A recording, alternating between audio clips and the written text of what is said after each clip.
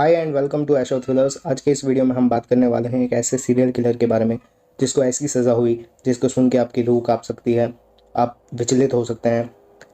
इस सज़ा के अंदर उसको पहले फांसी पे चढ़ाना था, फिर उसके 100 टुकड़े करने थे और उसके बाद उसको एसिड में गलाना था। तो इस सीरियल किलर की बात करने के पहले मैं आपको बता देना चाहता हूँ कि ये वीडियो कुछ लोगों को विचलित कर सकती है।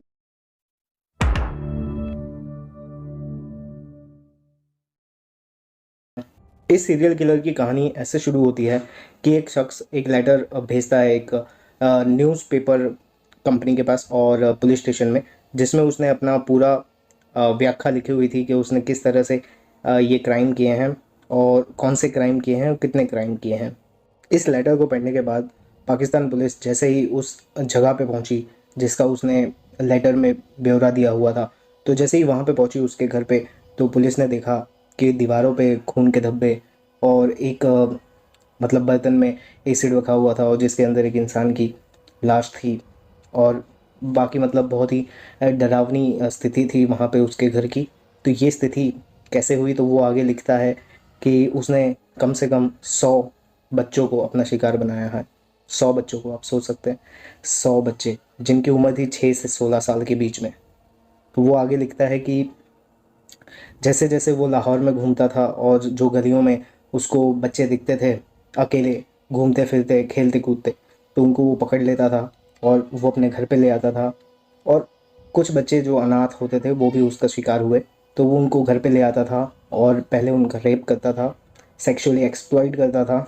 उसके बाद उनको एसिड में गला देता था उनकी बॉडी के टुकड़े करके। उन टुकड़े जो बॉडी के थे उनको एसिड में गलाने के बाद जो भी चीज़ें बच गई वो पास की नदी में वो फेंक दिया करता था।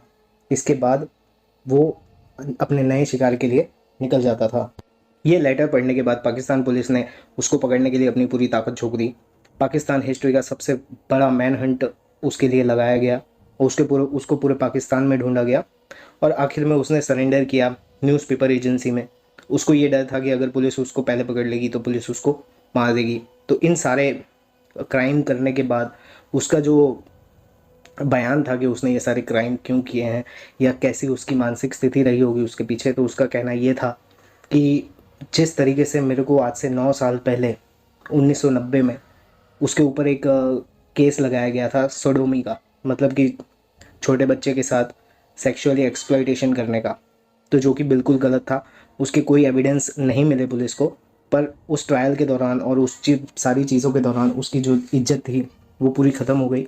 उसकी माता उसके सामने रोया करती थी कि मेरे बेटे ने क्या कर दिया और किस तरीके से मम्मी उसकी जो है वो उसके सामने एकदम रोया करती थी। तो वो उसके दिमाग में वो चीज़ बैठ गई और उसका कहना ये था कि मुझे ये चीज़ जो मेरी माता के साथ जो हुआ वो ऐसी 100 माँओं के साथ मुझे करना था। मतलब जो मेरी माँ ने सहा वो मुझे बाकी 100 माँओं को दिखाना था कि उस चीज़ का जो दर्द होता है वो कैसा होता है। तो आप सोच सकते हैं कि एक छोटे से मतलब जो चीज़ हुई थी उसके साथ आज से 9 साल पहले उसका किस तरीके का अंजाम हुआ। उसने 100 बच्चों को अपना शिकार बनाया, उसमें से कुछ अनाथ भी थे। और उसके बाद जब उस पर ट्रायल चला उसको गिल्टी पाया गया, उसके बाद उसको सज़ा दी। तो सज़ा भी उसको पाकिस्तान के जजों ने, जो सुप्रीम कोर्ट और जो भी कोर्ट्स हैं, उन्होंने ऐसी दी कि पहले उसे फांसी दी जाएगी, फिर उसके 100 टुकड़े किए जाएंगे। 100 टुकड़े इसलिए क्योंकि उसने 100 बच्चों को शिकार बनाया था, हर टुकड़ा उन बच्चों के पेरेंट्स के लिए था। अब उसके बाद 100 टुकड़े करने के बाद उसको एसिड में गलाया जाएगा, फिर उसकी जो भी रिमेन्स बचेंगे वो नदी में बहा दिए जाएंगे। मतलब जैसा उसने किया था वैसा ही उसके साथ होगा।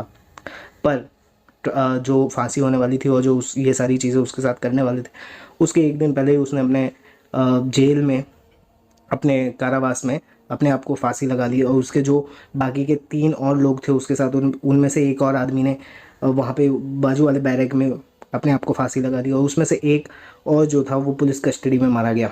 तो आप देख सकते हैं कि इस साइको की कैसी मानसिक स्थिति थी जो उसने इस तरीके का घोर क्राइम किया। तो ऐसे बहुत से सीरियल किलरों की कहानी है दोस्तों। अगर आपको उसमें से एक देखनी है तो हमारे चैनल पे एक और अवेलेबल है जैक द रिपर, वो जाके आप देख सकते हैं। वो मैं डिस्क्रिप्शन में डाल दूँगा उसकी लिंक। और भी ऐसे वीडियोस के लिए चैनल को सब्सक्राइब करें, वीडियो को लाइक करें, घर पे रहें, सुरक्षित रहें, मास्क पहनें। जय हिंद।